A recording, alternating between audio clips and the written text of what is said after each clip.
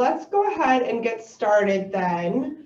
My name is Jamie Spryn. If you haven't met me, I think some of you maybe have and some of you have not, but I am here at CAP Partners, and I have been here since October of 18. So a portion of that time I was unlicensed, working as an admin or a director of ops for a team. And then I was recently licensed last year. So now I'm fully licensed. It actually makes this job a whole lot easier having a license, but that's my background here. I actually come from higher education. I spent over 10 years in higher education on the student services or student affairs side, really in mostly administrative capacities. So it's really my skill set.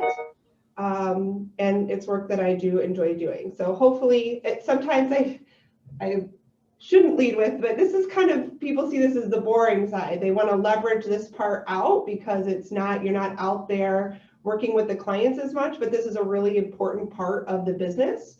So if it's not you, make sure you're finding the right person to leverage it off to. And if it is you, I hope that I can share some stuff today that might make this part of the business a little bit easier for you. As I get started, we're going to talk first. So we're going to talk about contract to close. So everything after you've gotten somebody into contract all the way to getting them to close. I have some tools that I use that I'll share. I'll share some tools that are available through Command as well. So big picture, that's what we're talking about. But I'd like to hear from any of you on if there's anything specific you'd like to make sure that I cover today. Any thoughts out there? Jamie, I think last time you had a like a spreadsheet that you rely on. Is that correct? Yep. And I did get a copy of that. Since that time, my computer completely crashed and I lost several documents. So I would love to have that again.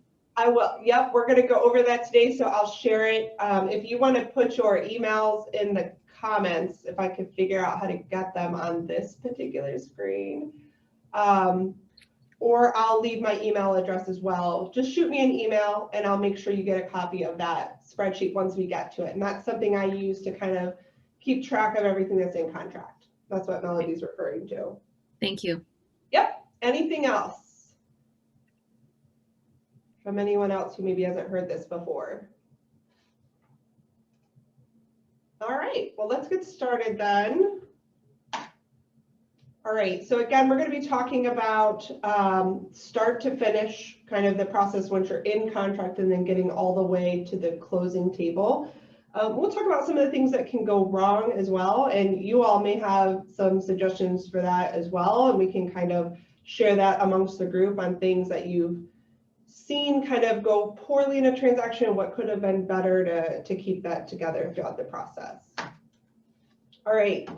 So we'll talk about timelines. Since Melody has attended my last session, I actually changed teams here at our market center. So I did have one process for a timeline. I'll see if I can dig that timeline up real quick while we're going through this. But we also use another time. So I'm going to show you a couple different ways that you could do a timeline for your clients. We'll talk about managing the deal, again, from start to finish. Transaction management in Command, talking about your success list, and then habits for daily success with your transactions. If you get a few in contract, it can be a lot to manage all of that. So I have some tips to help with that as we go through. As I start to jump in here, how many people are, you're submitting your contracts obviously through Command. But is anybody on here really using Command at a high level to manage their transactions? Or are you really just submitting your documents and done? I'm trying to learn the process. I sat down with Rachel and Renee this week because I have one in contract currently. I'm trying to get to close. So I'm trying to learn the process. Great. Okay. Well, then I think you'll find some of the tools that are in here that could be helpful for you. Diana, are you using it? Oh, you're muted. Regina does ours. I'm part of Mary's team. Yeah, okay. I'm just trying to, I told myself I was going to attend a lot more classes just to be more on my A game. So I'm listening to myself, and I just want to learn as much as I can too.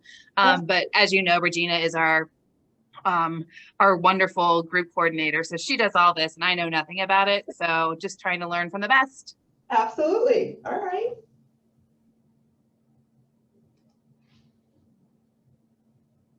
Anyone else?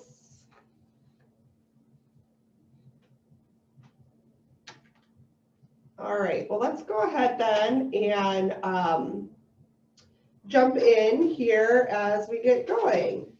All right, so let's talk about everything that happens with your buyer once you get them into contract. So there's a lot of little pieces in there that happen throughout the process. So there's some samples or some examples of things that happen here, but let's kind of dig deep into that a little bit and talk about what happens once you get a buyer in contract and they get to the closing table. So throw out some things for me of important milestones for your buyers. And I'm going to write these down. So if you've got a piece of paper, jot them down for yourself as well. Who's got something that happens once you go into contract? What do you do? Find a home inspector. Home inspector? Yeah. And how's your buyer getting that information about who to contact for their inspection? Well, they can get that on their own, or they can get that from you. You can just give them like 3 that you might recommend. Then let them pick. Great.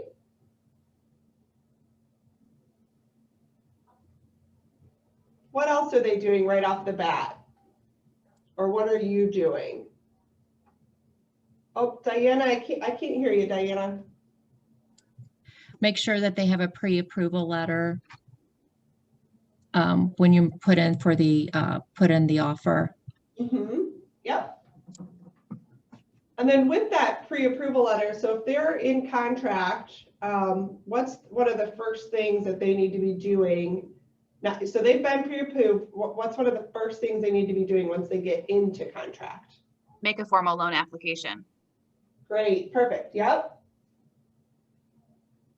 Earnest money deposit if it's to be accepted within 3 days of contract acceptance. Yep.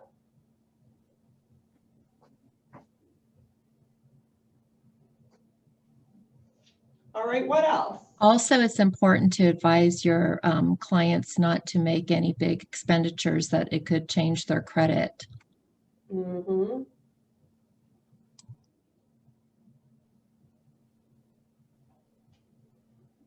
That's a good one. That's a big one. Yes. What else are they doing? What other kind of pieces to the puzzle do they need to get in place?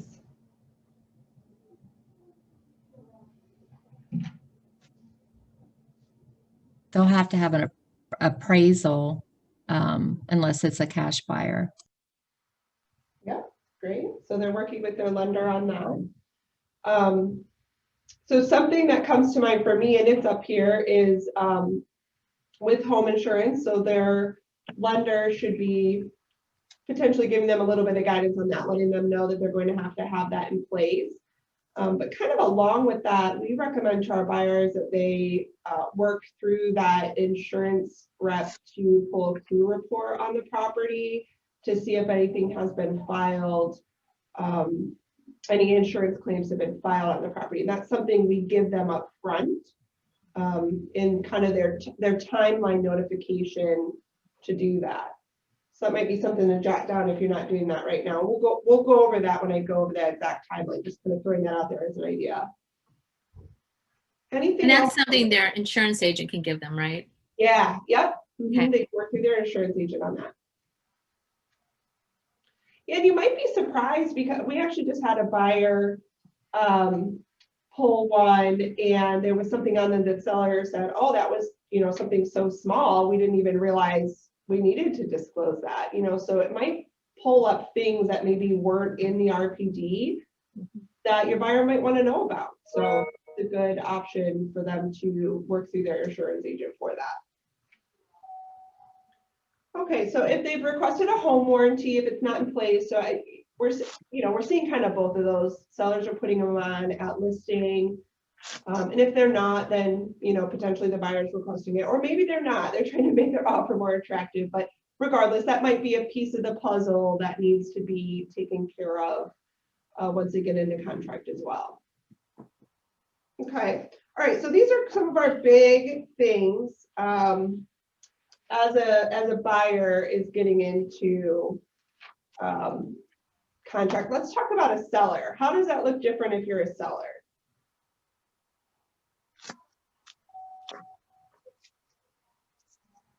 Thoughts on that?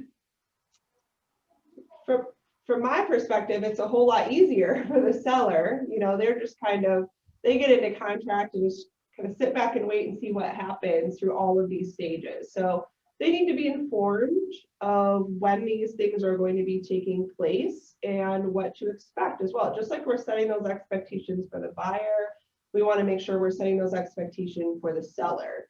So they know that they need to leave for the inspection, that maybe, we allow our clients to be there for the appraisal, but let the appraiser do his job, and we want you to be show ready. So we're still setting expectations and giving that same timeline to the seller that we're giving to the buyer to make sure everybody's on the same page throughout.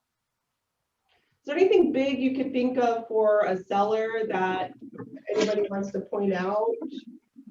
Actually, something that would be for both of them, this seems minor, but it could be a real problem if they don't do it ahead of time, and that is that they're planning on using a moving company.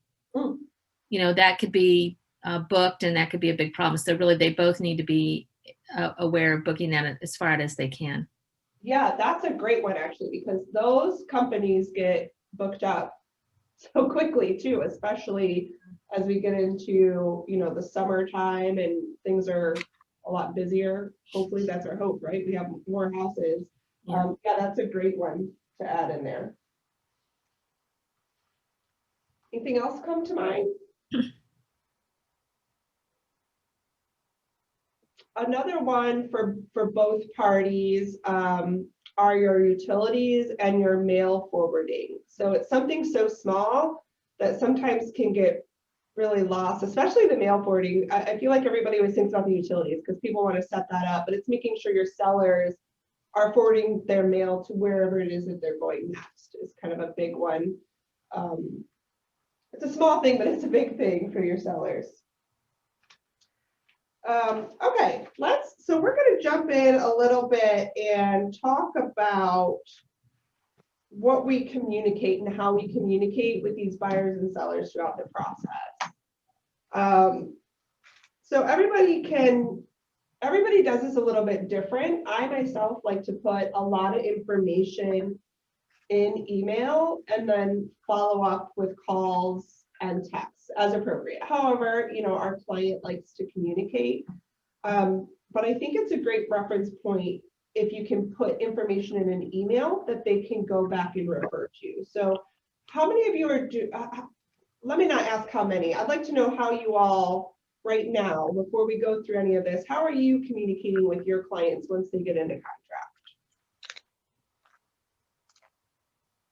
Email, text message, phone. Okay.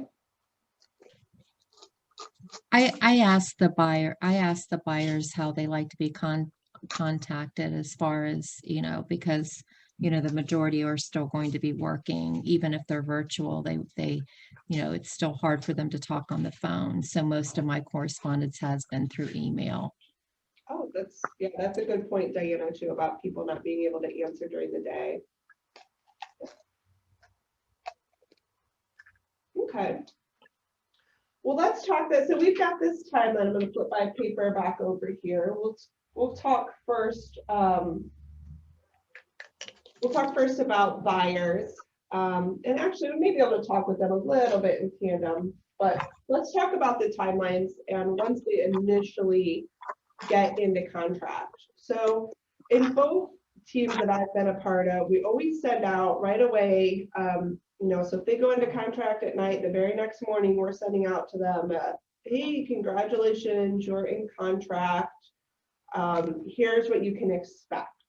So you really want to front load them so there's no surprises throughout. You've probably covered some of this in perhaps your buyer consultation or your listing appointment, but now it really becomes real. And so maybe you've talked about some of that stuff lightly, but it's reiterating what's really going to happen and the timeline associated with their specific contract. Okay, so once they get into contract, if you've written down your kind of points here, if you have, do you all have your timeline handy? You can kind of note down some things that you could do throughout the process. Let me see too, I want to share a different screen, so bear with me here.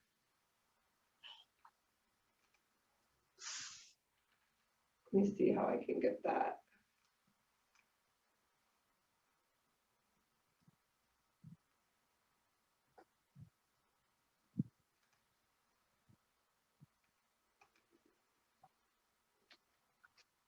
Okay, I'm actually going to share my inbox with you. Can you all see that now?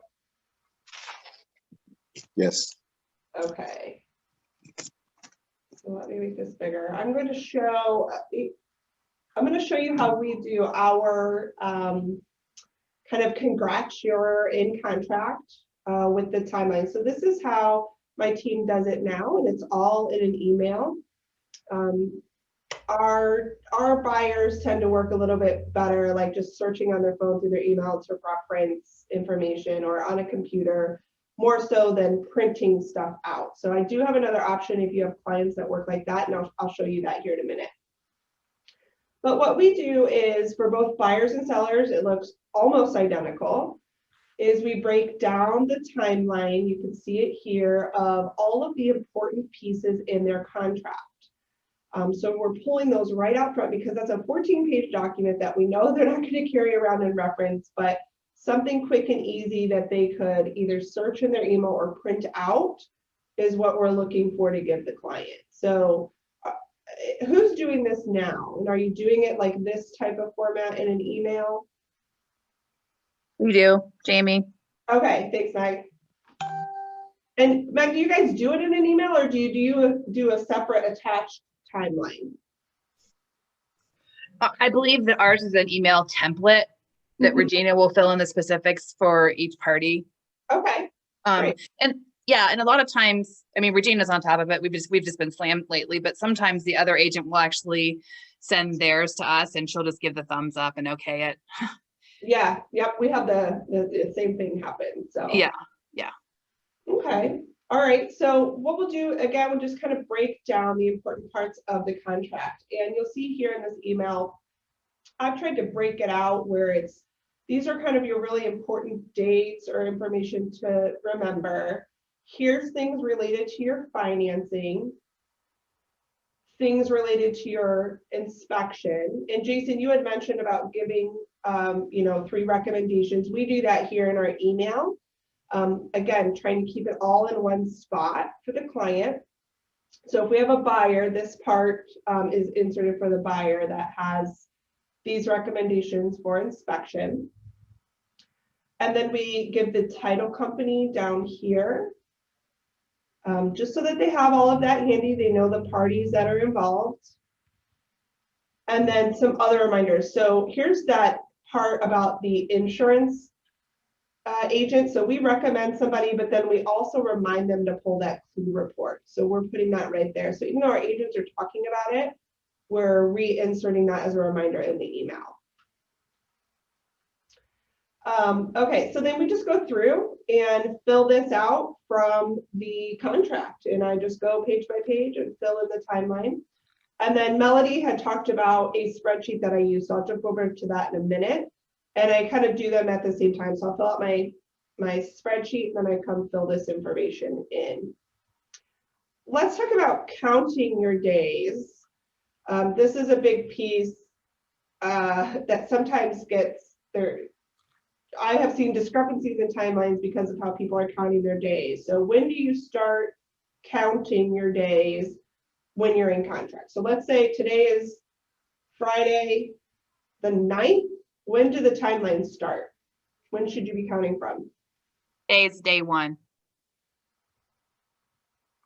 From the day you have acceptance, the fully signed contract. Okay, so if we have acceptance today, let's say today on the 9th, we start, day one is the 10th. Okay. So it's actually the day after.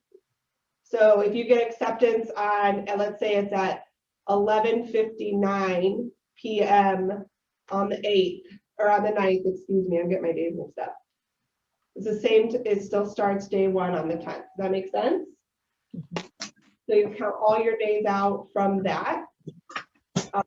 So if you have your 10-day inspection period, you'll start from the 10th of February. And then you just count them out. So I, can do math in sevens on a calendar, but it's just simple counting on your dates. And I will go back through and double check. I never want to give a wrong date to a buyer or a seller, because you're extracting that right from the contract. So it takes you an extra minute, to go through and double check that you have your dates correct, but you want to make sure you're communicating that correctly to your clients.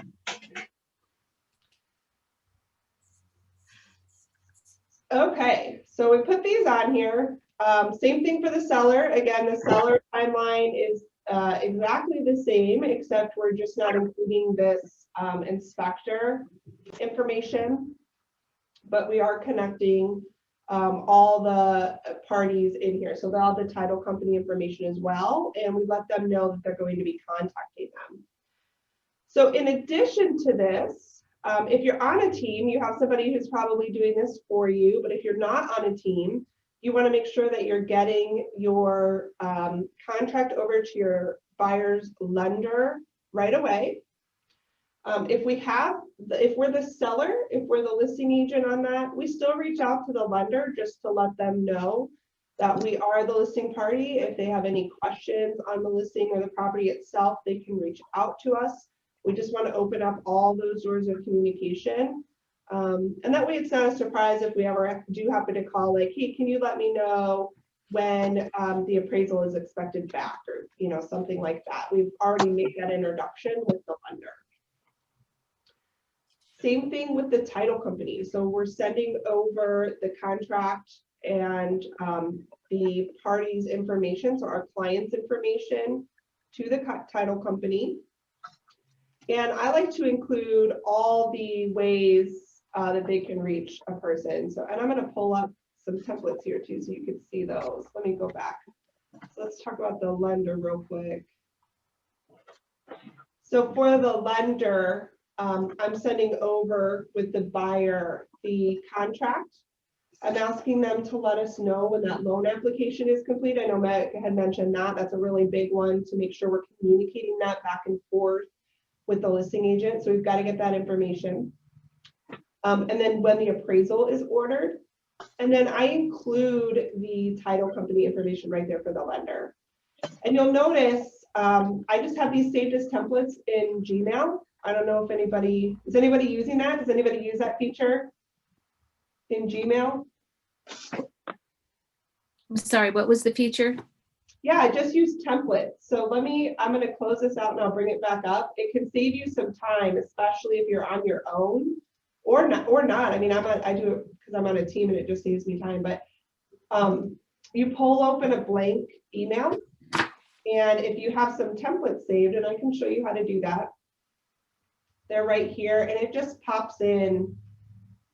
I'm sending the same thing over and over and over, right? To clients, lenders, title companies, especially when we first go into contract. So these templates can save you some time. Where did you click for the template? I didn't see. Yeah, yep. Let me do it one more time. I'm going to show you. So you're just starting a new email. And at the end, if you don't know how to use the template, if you don't know how to set them up, I'll show you. But I just want to show you how easy it makes it. Down here at the bottom, there's 3 little dots. Can you see where I'm at? Yes. Bring that up, and then templates is an option. And you can see I'm building up my template library again, but you just have them saved here, and I can plug in the whole email and just update the information as I need it. So instead of maybe copying and pasting from a Word doc I have saved or an old email, This works great. And then you make sure you're not inadvertently sending somebody else's information in an email because you forgot to update it. Okay. Thank you. Create that. How did I create that? Did somebody? Yeah, how do you create the template? Yeah, let's, well, you know what, we can take, we'll do it right now. Let me show you how you create it. It's pretty simple. So you would come over and, sorry, I'm moving my windows around here. Start a new email. To do the template though, you want to clear out any signature stuff you have. You really just want a blank canvas. And then you start your template. So if you have an old one, like, you know, take an email that you've done in your send. Let me go see if I have something super easy here. I think somebody needs to go on mute. Let me look through here. All right, I think I got it. All right. So you could copy and paste an old email over, or you could just start it. So let's say like, hello, and this is going to be, let's pretend an email to our client. So hello client, I just put some placeholders in for myself.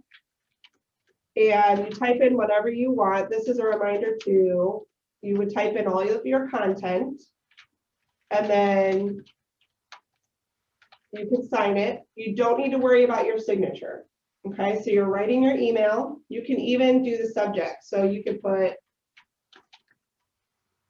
mail forwarding reminder. Let's pretend that's what we're doing a template for. You come back down to those same three dots. You go to templates and save draft as a template. There's an option for save new template, and then you just name it. And so whatever you name it here, that will be your subject line.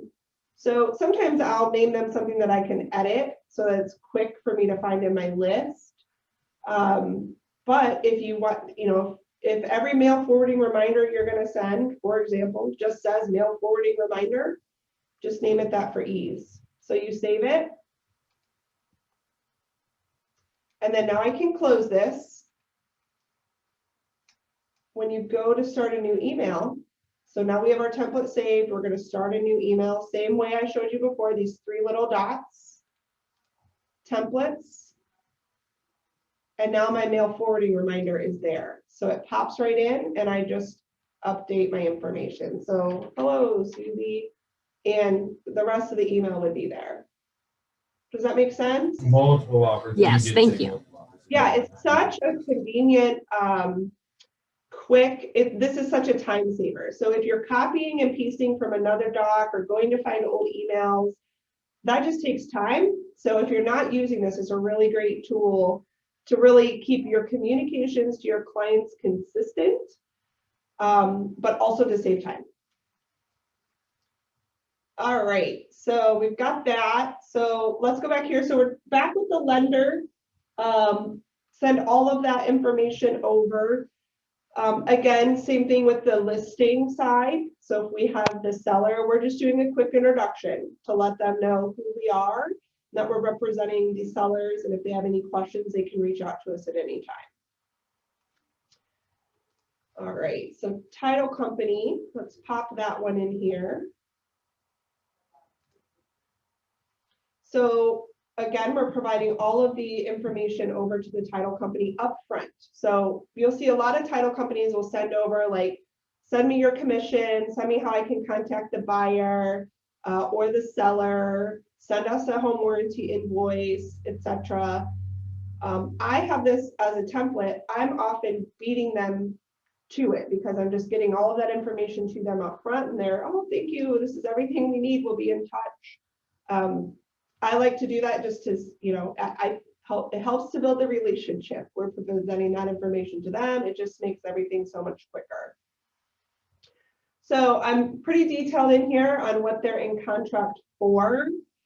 I'm assisting, so I put the agent's information in here, and then I tell them exactly what the commission is and who it's payable to. I let them know there's no other fees. And then I'm providing all the contact information right here in one email. So very quickly, they can know who the client is they're going to be working with, as well as the lender that they're going to be working with. Okay, so now everybody's matched in that communication. I also include the purchase contract, whether we have the listing or the buyer. Just again, you know, maybe that listing agent hasn't made it to it yet, and they can have that to get things going. Okay, so any questions on those pieces? So we've sent something to our client, the title company, and the lender. Any questions on those? Okay, and the last one is, we want to make sure we're talking with our co-op agent and that we're all on the same page about everything. So again, we send, it's another template, just thanking them for everything coming together so smoothly, and then we detail out the specifics of the timeline. So Meg, this is, I would assume Regina sends something very similar and or receives it, and this is what she's giving the thumbs up on, but it's just a breakdown of the entire transaction. Yeah, and I liked when you brought up like what is day one, because some agents are definitely not on the same timeline. Like they don't count. It's usually 1 day off or 2 days off. So Regina will just kindly remind them that their math is not correct. Yes. We've had that before, and you know, and I've had it before where it's like, oh shoot, I messed up. You know, we're human, mistakes happen, and that's why we do this, is just to make sure everybody is on the same page and that we're matching on those deadlines. It just makes everything so much smoother. So if you yourself, if you're on your own as an agent and you're not doing this, sending this over to your co-op agent, but you're receiving one, do take the time to make sure that you are matching in an agreement in that timeline. The last thing we want to do is put our buyer and a seller in a position where we were off by 1 day. So taking that few minutes just to make sure everything matches up versus just a quick, oh yeah, great. You know, it's really worth your time to make sure you're on the same page. Right. Or it can make a difference of you actually being in contract or no longer being in contract. That's a bigger difference. Yeah. That's a big reason why you should take 5 extra minutes to check the timeline. Yeah. Yep. Absolutely. Okay. So I'm going to jump over now to that timeline Melody referred to, just to show you all that, because it is something I do at the very beginning of the process. And then I'll show you how I reference that throughout the transaction. So I think you should still be able, can you still see this? You all see a spreadsheet up on the? Yes. Yes. Perfect, perfect. All right. So I used to call this a WAG, which stood for week at a glance. You could just call it a timeline. You could call it, you know, our contract spreadsheet, whatever you want to call it. And I'm happy to share this. Let me maybe hide this column real quick. But what we do is anything that goes into contract, it goes on here and it's all of the important dates and deadlines associated with the contract. And then any special notes that might happen. And as we go through, if things have already happened, they're in gray. If it's upcoming, it's in green. And if it's passed for some reason, or if we're working on an extension or something, that would be in red. That would be very rare that we would have that. But on occasion, I guess those conversations do happen. And then I track whether the appraisal has been scheduled and returned, and same thing with compliance over here. We also use this outside of contract purposes, just to give you a quick view for upcoming closings, open houses, upcoming listings, and active listings. So I am happy to send this out. I'm not going to spend too much time on that particular timeline because it is sensitive to all of our current happenings, but I'm happy to send out a blank copy of that to you all if that would be helpful. Just shoot me over an email if that's something you'd like to use, but it's really helpful to see everything in one page, one snapshot of what's going on with your business. We have other tools that we can use in Command or even CTE, but CTE doesn't break it down in that much depth. So if you just want to have a good handle on what's coming up for your week, that's a really great way to do it.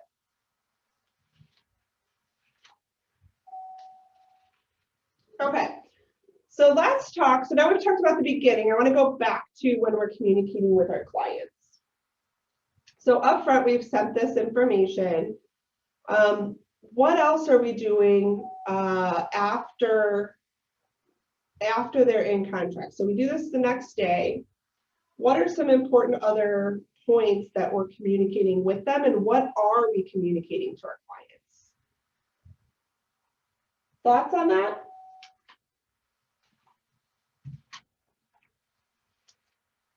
So one thing that we do, especially for our buyers, so we'll send this the first day. The second day that they're in contract, we're sending them an email about inspection expectations. And you can see what's here.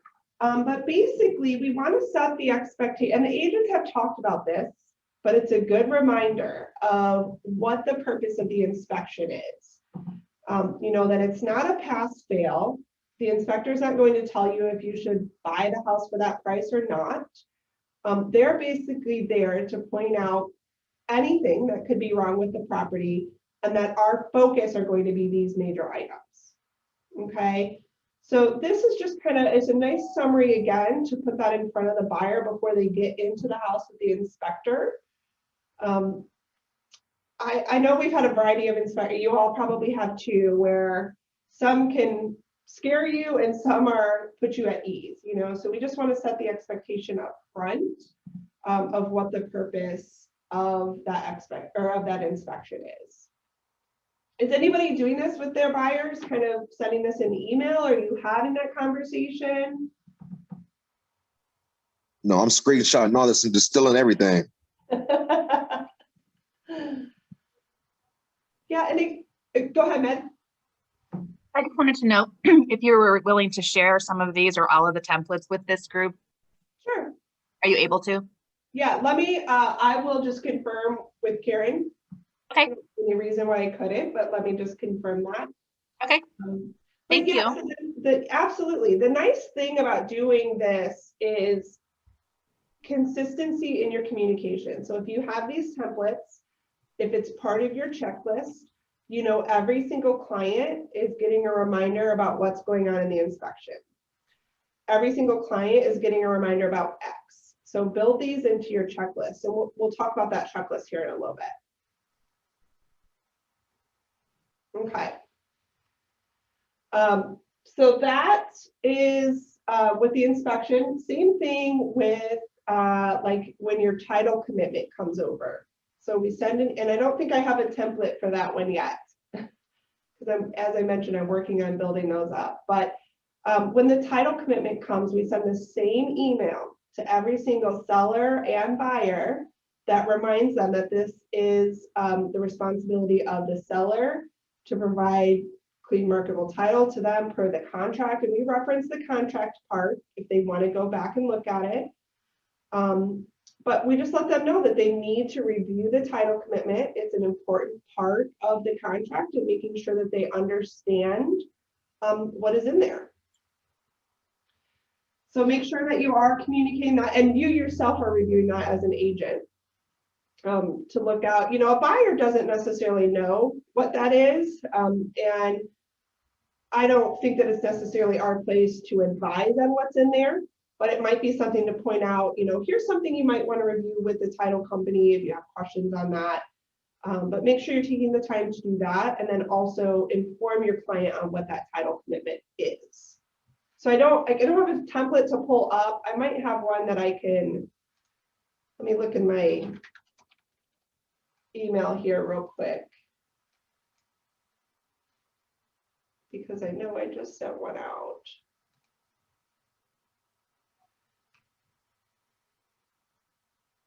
So here's an example, and it's just basically letting them know that they must deliver clear marketable title.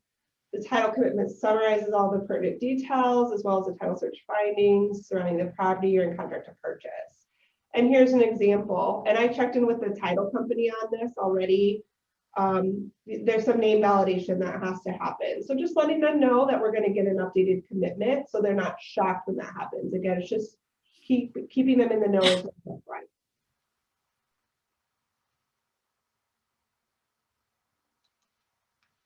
Okay, so let's jump back over here.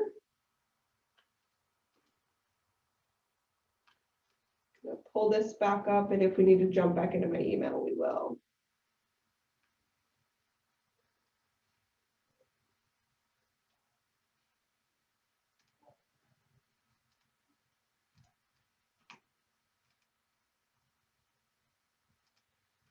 Okay.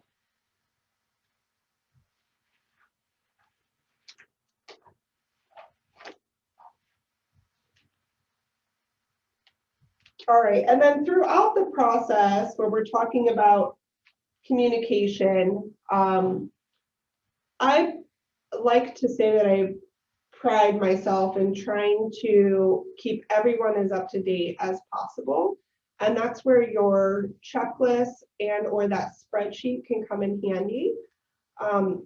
So if you know that the appraisal happened, on Monday, doing some follow-up with the lender or the listing agent, whatever side you're on here, just to get an update so that people aren't just left hanging on what's going on. You can be upfront and saying, I reached out to get more information on this. I'll keep you updated as soon as I know more. So sharing that information back and forth. That's not things that I have templates for, just I kind of go on how I've developed some of that relationship, if it's a quick phone call, or if it's an email over to someone to do that, but just kind of staying up to date on those deadlines as you're going through. Okay, so let's talk about some documents that we use as we go through the contract to close process. So what types of things are you using once you get into contract? And Lori has a whole class on this if you haven't attended it. Contracts 2, there's a plug for Lori. But what are some of the main documents that you're using throughout this process?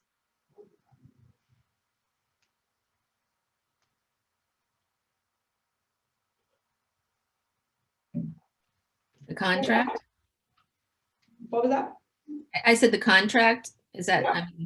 Yeah, so you're always using that contract. If you are, I know this doesn't happen often right now, but it does happen. You may have a request to remedy. So you may be using that, the buyer's request to remedy. Seller's response to buyer's request. Yep, seller's response. Seems rare nowadays, like a unicorn. Earnest money deposit notice. Yes, that one. I love it. I'm a big, I think I love the earnest money deposit notice. I feel like I got that from Lori. She kind of really drove that home. But if we don't get it from agents, I'm requesting it, and I'll even send it over and say, you need to confirm that it's there and have it signed. But I just did that. I just did it yesterday too, Jamie. Another agent sent over the actual contract, and and you've seen this before, and then the agent signed in the contract that was already executed and agreed upon. So now she's altering an already legally accepted contract. And I just said, our brokerage won't accept this. And I just sent over the EMD notice. And so she was like, okay. And she was cool. I mean, she signed it, but so many agents think that it's legit to go ahead and alter an already accepted contract. Yeah, or that, just a text or an email is sufficient. Or a picture or a photo of a check. We get that a lot too. Yes. Yeah, so I know at least in our brokerage here, Lori requires that. But that's one thing that I am staying on top of. I do feel like we're seeing less delays in mail. I know we were having some extensions or, a little bit of, I don't want to say leniency, but there was leniency in giving some extensions around earnest money, but I feel like we're seeing that less, or people are just dropping it off. But last year we were having a lot of issues with earnest money making that deadline. How are you guys feeling about that? Do you feel like you're getting it in a timely manner with the earnest money?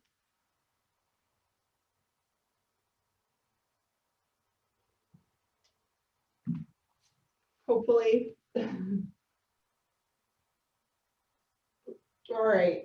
So earnest money deposit, the request to remedy is a big one. You might be using an addendum here and there. Are you all, just kind of to take a temperature on the group here, are you using DocuSign or are you using .loop for your transactions? I'm using .loop. .loop, DocuSign. DocuSign? I have a question about the earnest money thing real quick.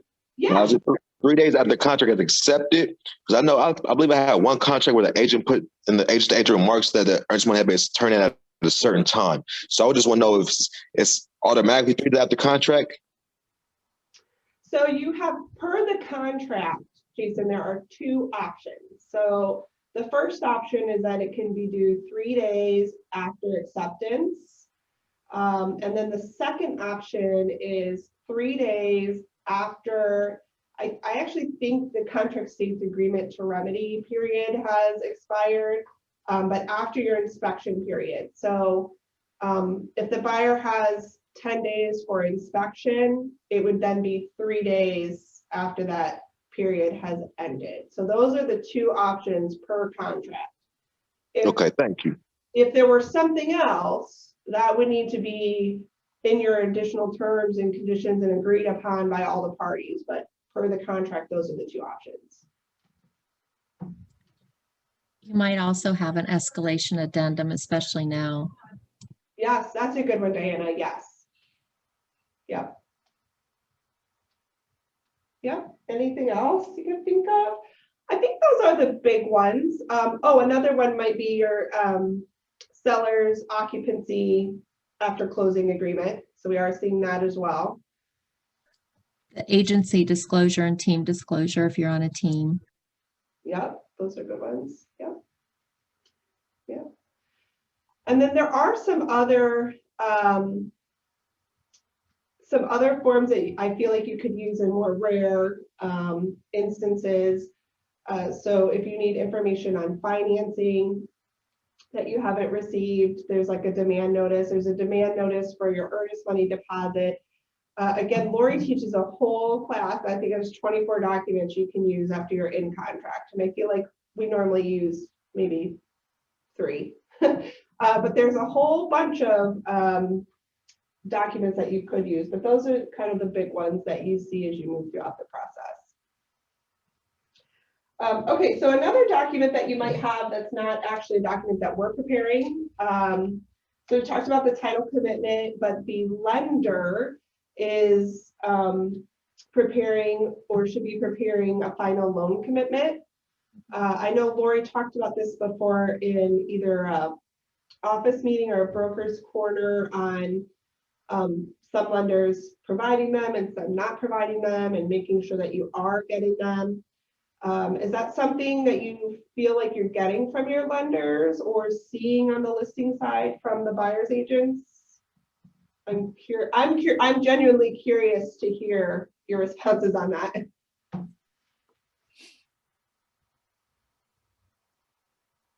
My current lender is pretty good that I'm dealing with. I don't really have any complaints or issues with her. Okay. I find that this tends to be, unless I'm specifically, even though it's in the contract, unless I'm specifically asking for it, it seems to be something that just happens maybe. But it is a document that I am asking for in that deadline period, and then relaying that over to the listing agent as well. So just something to keep in mind with that one. All right, so any questions on really the documents that get exchanged after you're in contract? If you're, do I have any admins or director of ops on the team or on the group here, or is everybody an agent? No admins? Okay. Sometimes, as an admin, depending on if they're licensed or unlicensed, that's a good point just to know that, if you're unlicensed, you're only You're not altering these documents or sending these, you're only moving these documents back and forth. So when I mentioned before, it became just significantly easier when I was licensed. Not that there's anything wrong with having somebody unlicensed, but just something to keep in mind when you're asking somebody to do something. Okay, all right, so let's talk about, moving on here, we're gonna talk about best practices for managing the deal. So what are, you can see these questions up here. We're gonna go through these and I'd love to hear some of your input on these. Where is the deal at risk of falling apart? I know we can name some major spots. So what are the major areas? Inspection, Remedy, Yep, inspection. appraisal, appraisal. Yep. What else? Is there anything else that comes to mind?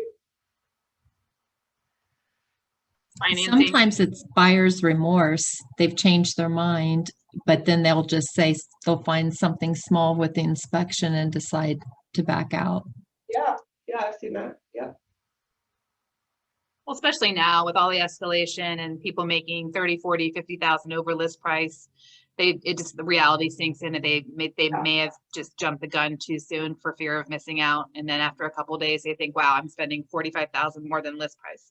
Yeah, and they're making those decisions so quickly sometimes. You know, you're in the house for 15 minutes, 20 minutes, and making a decision to write that big amount. Yeah, you're right, Meg. Anything else that you guys can think of? I think someone said financing. I'm not sure if you heard. Yes, yep. Thank you.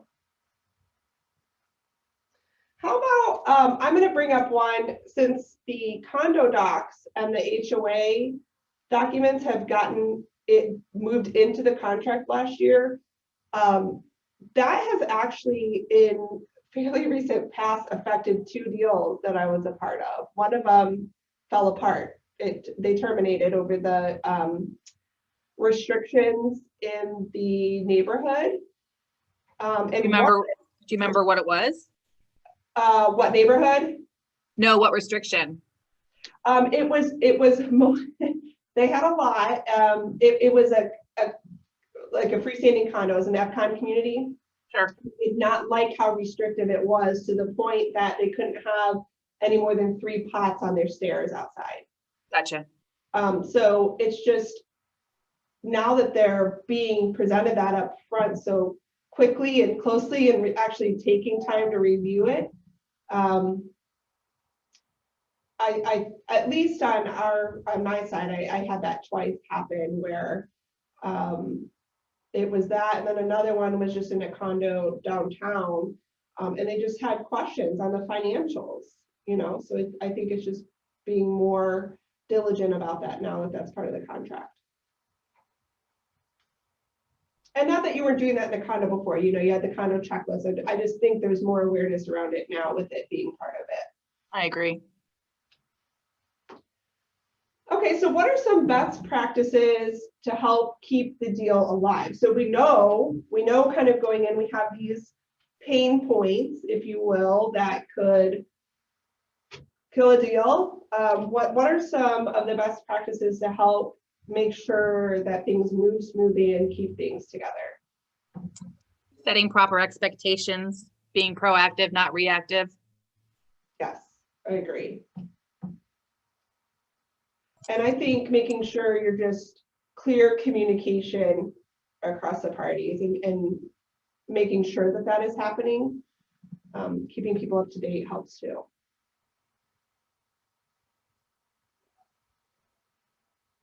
Anything else?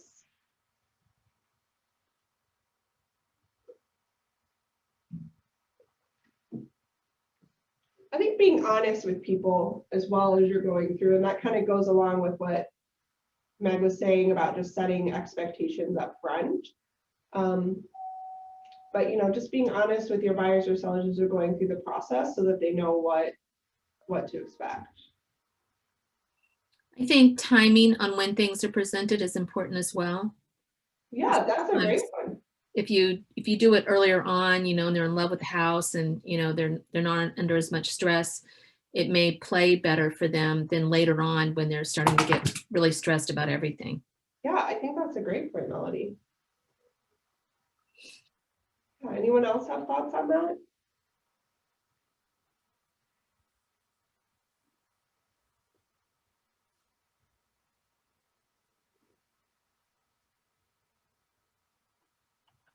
Okay.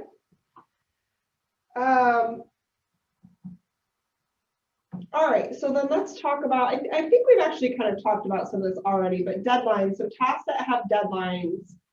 So we've talked about how we have inspection, we've talked about earnest money. Another thing is your attorney review. So if your parties have negotiated to have that, to have their attorney review that, making sure that they're doing so within the time frame and understanding what that means if they were to do it outside of the time frame. Other deadlines that we have, we've got the title commitment and the final loan commitment. Those are big ones that are in there as well. Anything I'm missing comes to mind, you guys? Well, we already talked about inspection and remedy. Mm-hmm. Yep. And then, oh, hold on. I think our pager is going to go off. Keller Williams Capital Partners, the taco truck is here. Go out in the parking lot and get some food. Thanks. Okay. Sorry for the interruption. Okay, and how can you help? How can you help manage other parties involved in the deal?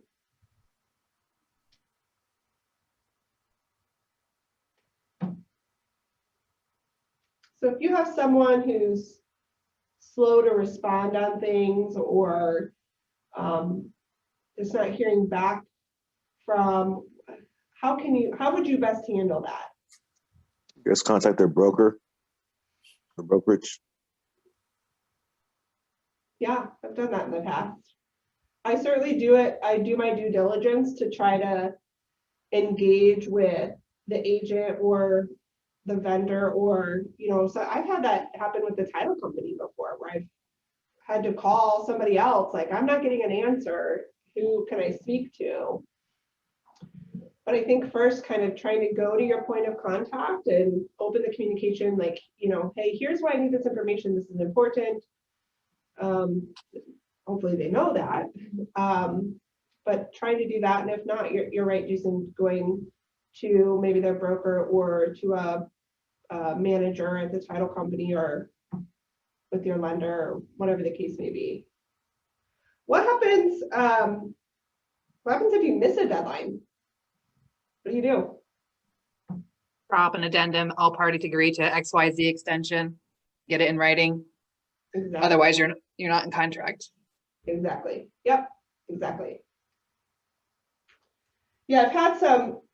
I'm sure maybe some of you have before, where we've had some contracts or transactions where some agents are a little bit more willy-nilly, you know, like, oh, we'll just, yeah, an extra day is fine, or just let me know when you get it. And you know, it's important to be aware that if you're outside of your deadlines, you are out of contract. So it doesn't take much time to type up an addendum and get some signatures. Oh God, I just finally got the email I've been waiting on. My loan is finally cleared to close. Golly, thank you.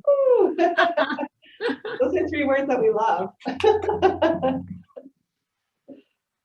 Yes, that's another one. That's an important kind of timeline. You know, it's not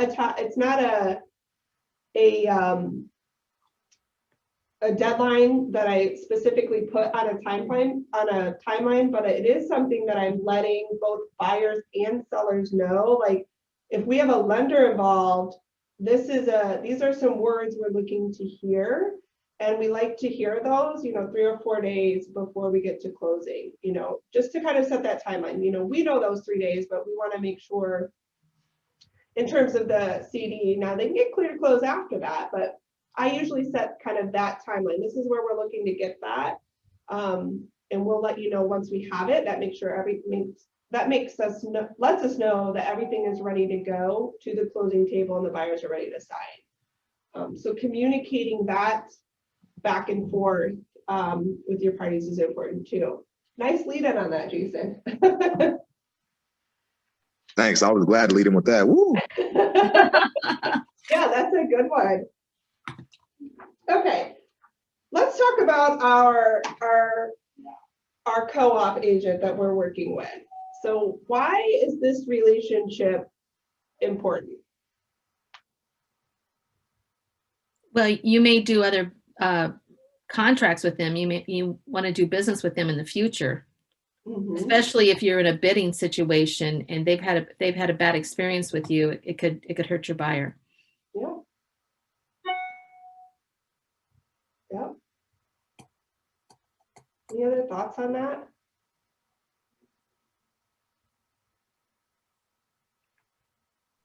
Well, if they enjoy working with you on one end, they might be more, wanting to show your listings, write offers on your listings and co-op with you again. Of course, there's no homes on the market now, so I guess you could be a pain in the butt and they'd still show your house. But in a normal world, you know what I mean. In a normal world, yeah. Yeah, I agree.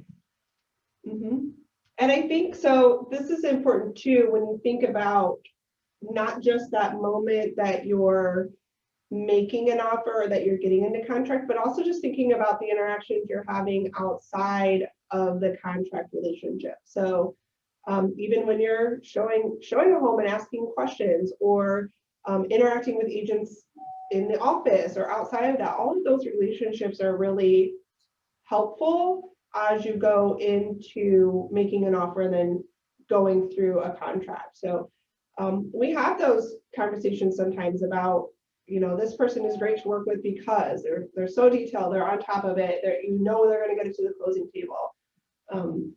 So those relationships are really important. And you need to work cooperatively with the other agent to get the deal finished. Yeah. So it's, to me, it's part of your fiduciary relationship, with your buyer. Yeah, absolutely. And thinking about, if that kind of respectful conversation isn't there up front, how does that lead into then if you really do have a chance to negotiate repairs or remedies?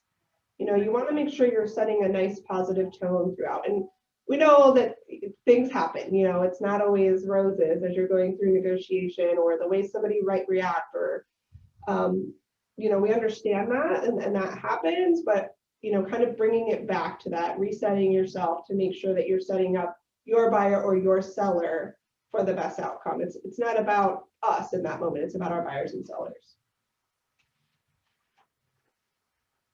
All right. So we're going to talk here a little bit about things that you can do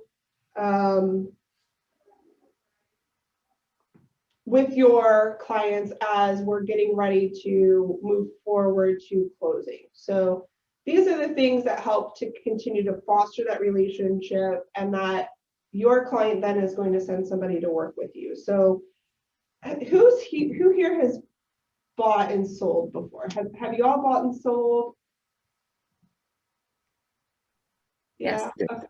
Can you remember? It's hard to remember sometimes.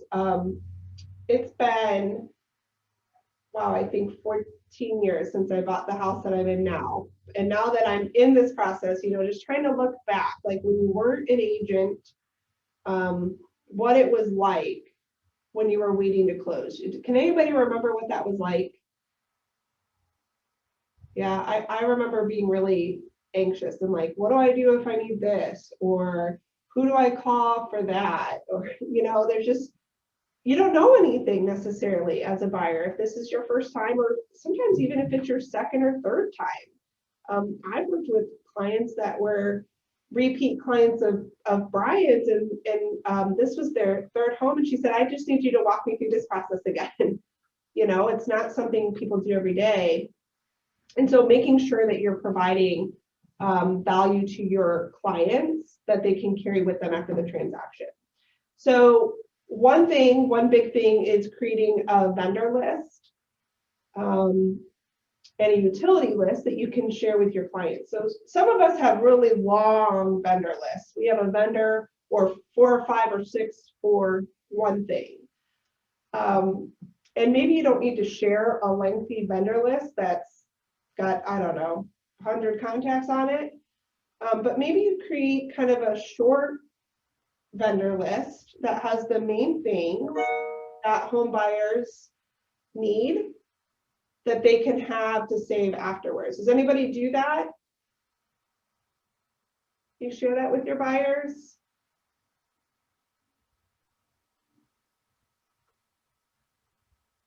And what to expect afterwards? Yeah, it could be afterwards that you're sharing that information, like contacts for like an electrician or a contractor.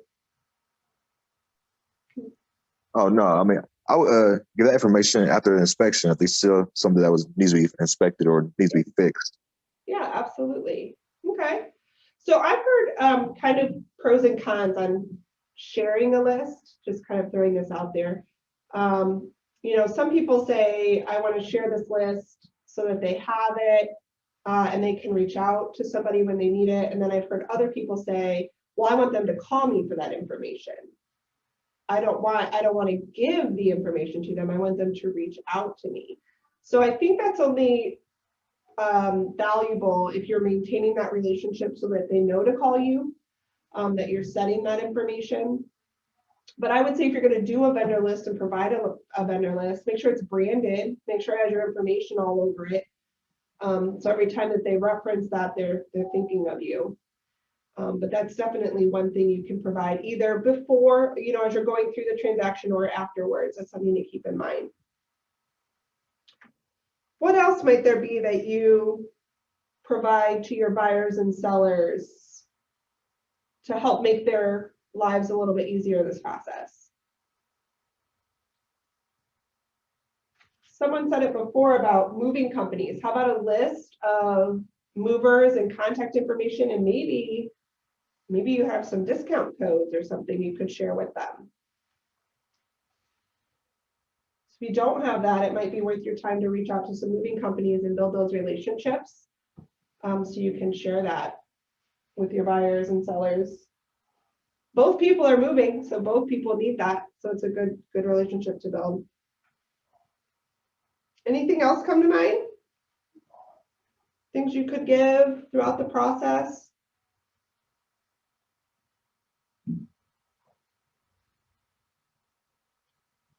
Or ask. So this is a big thing on our team is, you know, we're making sure every time that we're really talking with our buyers and sellers, and not it doesn't have to be every single conversation, but you'll have these points where it might feel appropriate to ask them about, do you know anybody, your neighbors who are buying or selling, looking to buy or sell, or a friend or family member, asking for those referrals throughout the process. And it can be very casual ask. It doesn't need to be something you're reciting from a script, but just think about working that in as well.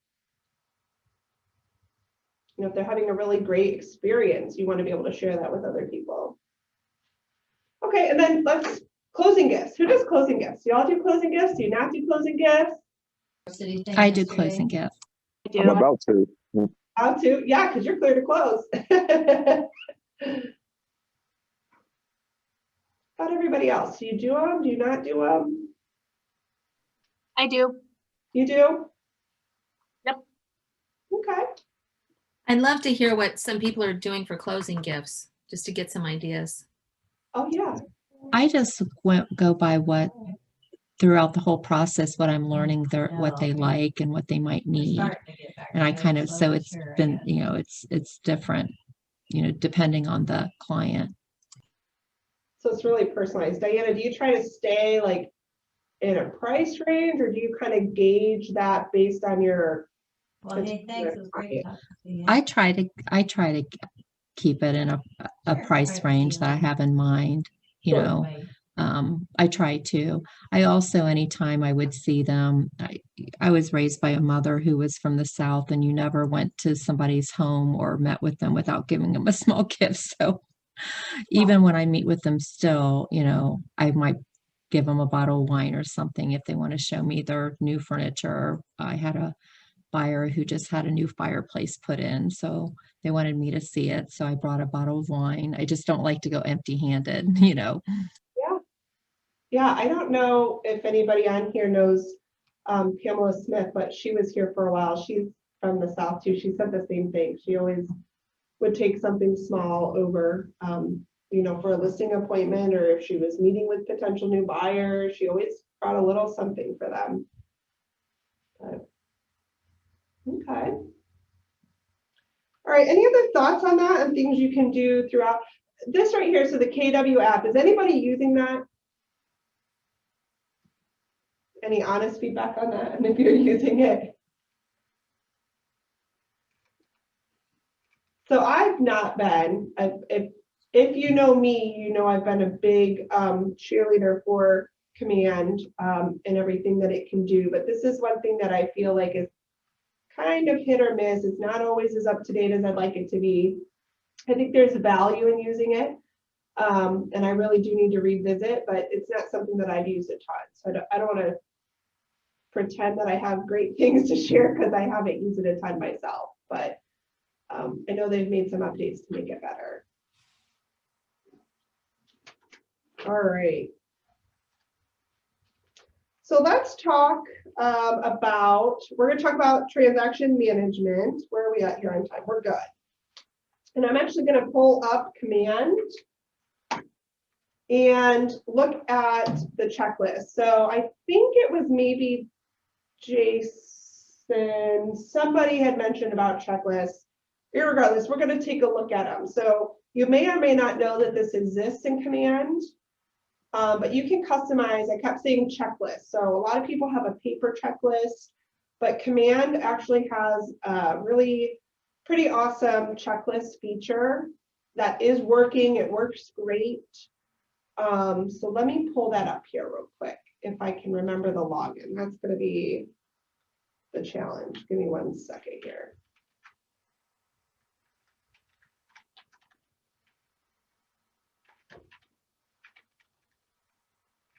Oh no, I know what this is.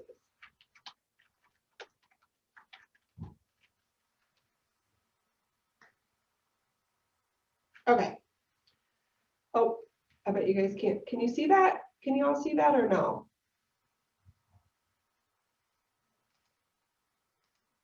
I guess it depends on what you're talking about. Can you see my screen now? Can you see Command? Yeah, that's much better. Okay. I was like, wait a minute, I don't think you can see that. Okay, so I'm going to go to opportunities. Are you all familiar with opportunities? I clicked on the wrong thing at first. Yes. All right. We're not going to go in depth on creating any opportunities or anything. We're not going to do that. I just want to talk about the checklist that you can do in here.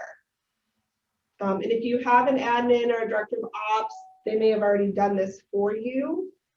But if not, we'll go through. So I'm going to stick specifically in this under contract bucket, but know that what I'm going to talk about, you can do it in any of these stages here. Any of these phases, you can do it. Okay, so let's go under contract. Let's do buyers. So in here, you can have, and I call these buckets, I think they might call them stages, I don't know. But in your under contract, you can have all of these little buckets. And it defaults to something if you've never edited them. It might say like, I think in contract, inspection, financing. So they're very basic, but you can change them to whatever you want. I found that over time with interacting in these buckets, that there is often, as you all know, so much overlap between like inspection, financing, appraisal, like all these things are happening at the same time. Title, it's not like we do this, and then we do this, and then we do this. So I came to a point where we just threw it all in one bucket. And then when they clear out all those major conditions, then they're waiting to close. And then once the lender issues a final clear to close, they're right here. So that's kind of our structure. But let's go into these stages. And for each stage, you can create a checklist of items that need to be completed. You can assign these to yourself with a due date, or you can assign them to someone else. So if you're an agent that's on a team. Your admin or director of ops might be assigning you tasks. But this is important to know if you're an agent and you have somebody who is maybe assisting you and you have them set up as a guest, admin, you can assign tasks for a person to do. So just know that what the checklist looks like is this. So this is where you would edit it. And then I'll go into an actual transaction and show you one that's kind of working. But you can add as many items as you want. So from the point that they get into contract, so this is my new in contract bucket. These are their first few days where all those emails are going out. All that communication is happening. We're ordering the home warranty. We're submitting it for compliance after we uploaded all the documentation. We're doing commission. We're updating our spreadsheet. All those tasks are here. So nothing gets missed. Every client is getting the same treatment. All of the tasks are being checked off. We're not missing anything for that client. And along the way, we can also send updates to our client in an email. So if you didn't know this feature was available, it does work. And so I just had one go out this morning and I can show you what it looks like. But the client will get an email of all the tasks that you've completed. Now, I would encourage you, if you're going to send that email to the client, that you word your tasks appropriately so that it makes sense to the client. So you can see that we've done it where all of these tasks are done, where we're sending all those intro emails. We're not sending the client all of those tasks. We're going to send them one that says your purchase contract has been provided to all of these people.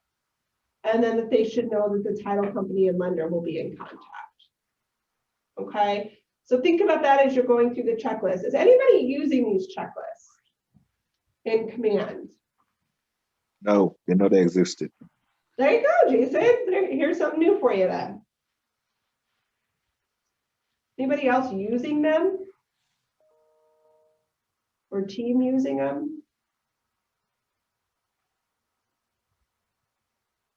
Well, know that they're in here. They're a really great feature. It takes some time to set them up. And you just come down here to add item. You can add whatever you want. You can say if it's going to go to the client or not, and then you just hit save and you just keep going through your checklist. Now let me go show you a transaction that's in progress so you can see what I mean about these being really helpful, and then I'll show you where they appear each day.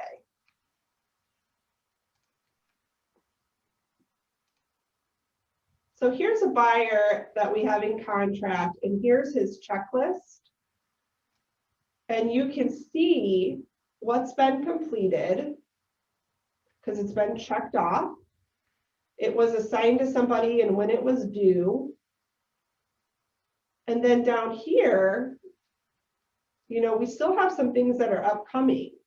So on the 21st, so this buyer, for example, this is how you can keep your timelines up to date. So this buyer's final loan commitment is due on April 23rd.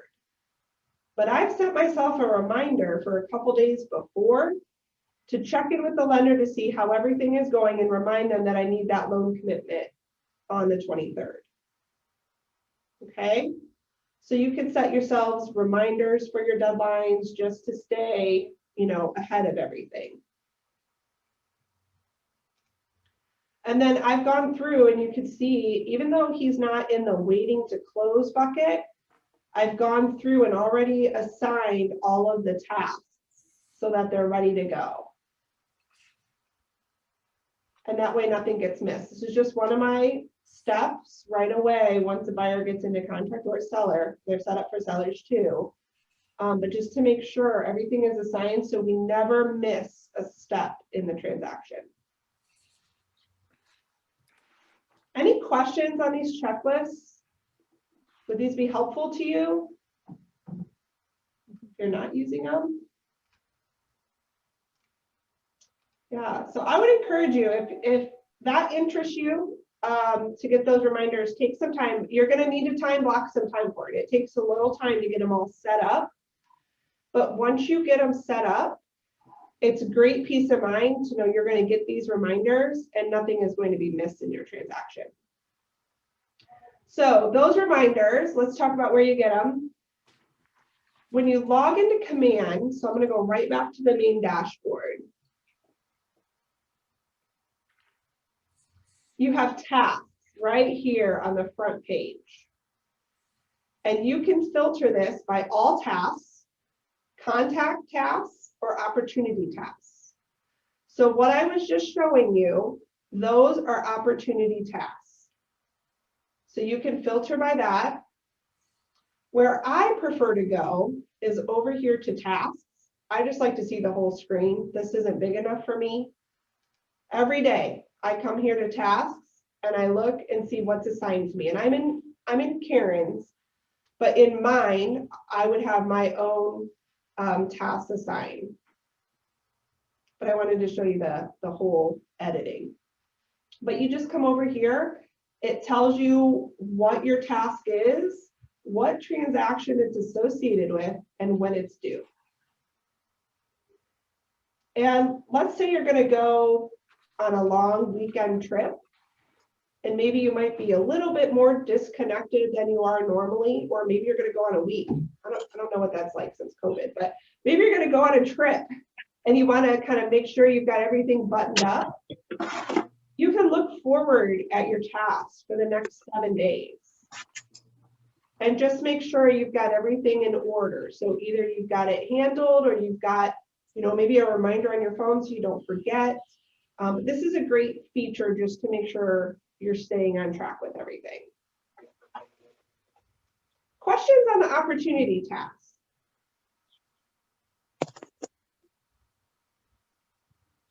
Any questions on those?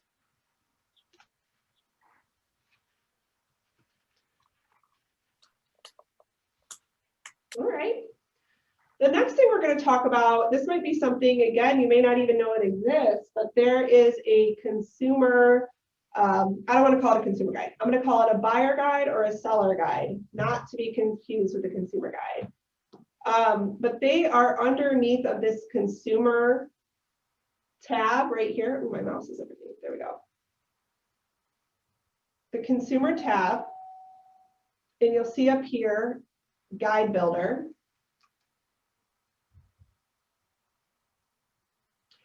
And you have this available to you in Command now. It's very generic, but you can edit these. And so this goes back through, and it's a step-by-step guide on what to expect throughout the process. So this is generic, but for my team, what we're going to do is we're going to take this a step further and have it match those checklist items. So those specifically are in there. So again, we're connecting the dots on what to expect, then we're communicating when it happens.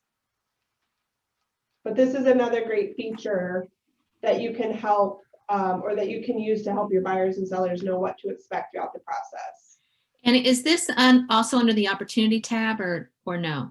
Nope, this is under the consumer tab right here. Oh, under the consumer tab. Under Okay. the consumer, yep. And then just click on guide builder up at the top.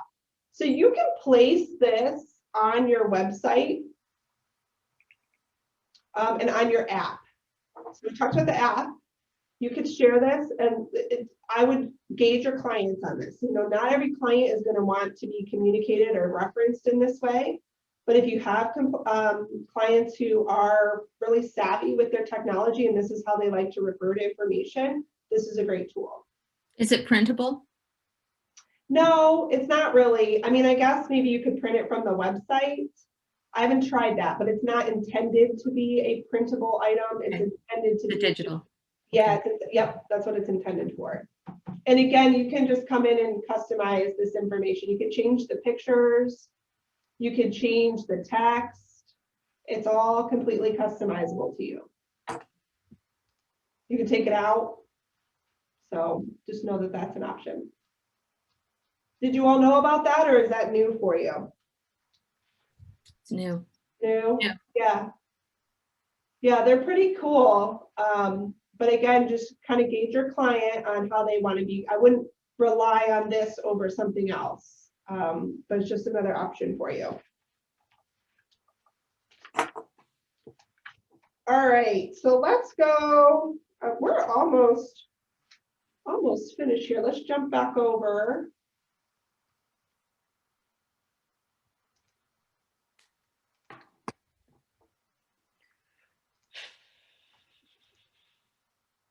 Oh, maybe. What did I do? All right, can you guys see my PowerPoint again? Yes. Okay, I know it's not fully up yet, but I just want to make sure you can see the screen. All right, so there's a consumer guide. All right, let's talk about, so tell me, I'd love to know what you maybe learned that you didn't know before, something that was new, something you might change the way you think about something from today.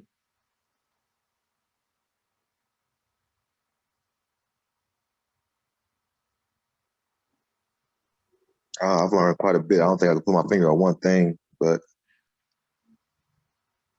Yeah. Anyone else find something new today that might be helpful to them?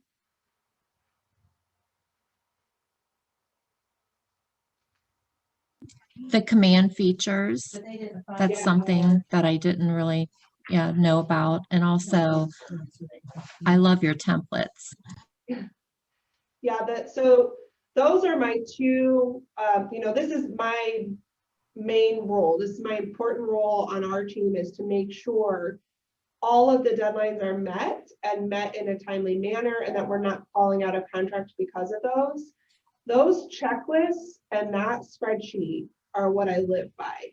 Without those, I would go a little crazy. We have 8 in contract right now. And to keep track of all of that, you have to have a system in place for you. So if it's not the one I use, or if it's not Command, just make sure that you're developing a system for yourself. Maybe it's writing it in your planner, whatever the case is, that you have a reminder system to keep those pieces together. Yeah, and I hope the Gmail templates might be helpful for some of you. It's a really nice feature of Google that you have there. Oh, and if you go to do it and it's not, you may have to turn it on. So if you don't see that option when you're going to set up your templates, let me know and I'd be happy to walk you through it. You might have to turn it on under your settings. Any other thoughts? I got a lot of good things out of it, but I also really love that guide at the end, the seller guide, the digital guide. I didn't realize that was there. Yeah, and to be able to customize it is nice. I mean, if you use it as is, it's generic enough that it can apply, and it, especially if you're a first-time home buyer that doesn't really know the process, it's enough to guide them through, but I encourage you to go in and really detail that out for your buyers and sellers.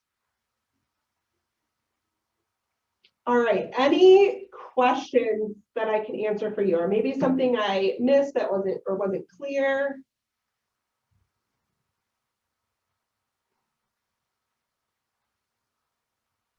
I think you did a great job today, Jamie. Thanks, Meg. This is not the most exciting part of real estate, but it's a really, really important part. So I hope that I shared some things that can help keep you organized throughout the process. If you ever have questions, I am always available.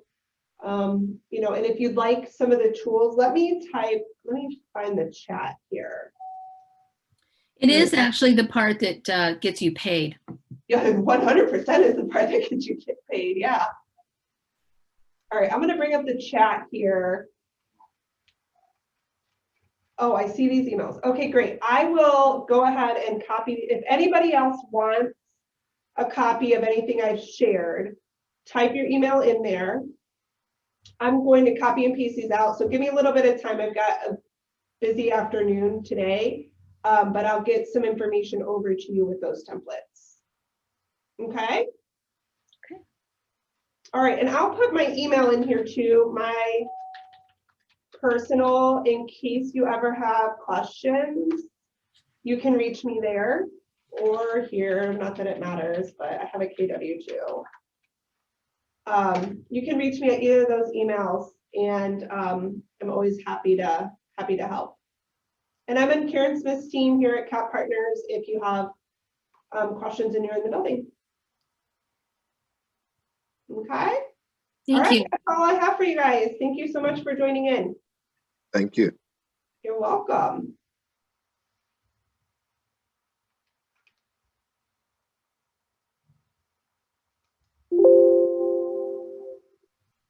Thanks, Jamie. Great job. Oh, thank you, Meg. This is a tough one. Contract to close. Thank you, so- Jamie. You're so organized. My brain needs to, I mean, I have Regina, thank God, but you're so organized. Yeah, well, the spreadsheets and the checklist, I'm not lying. I couldn't live without them. Well, we would love to get a copy if you're able to share with us. That'll make us all much more productive. I will. I'm going to take down the emails now and I'll get it over to you. Thank you. Have a great weekend. You too. Bye-bye. Bye.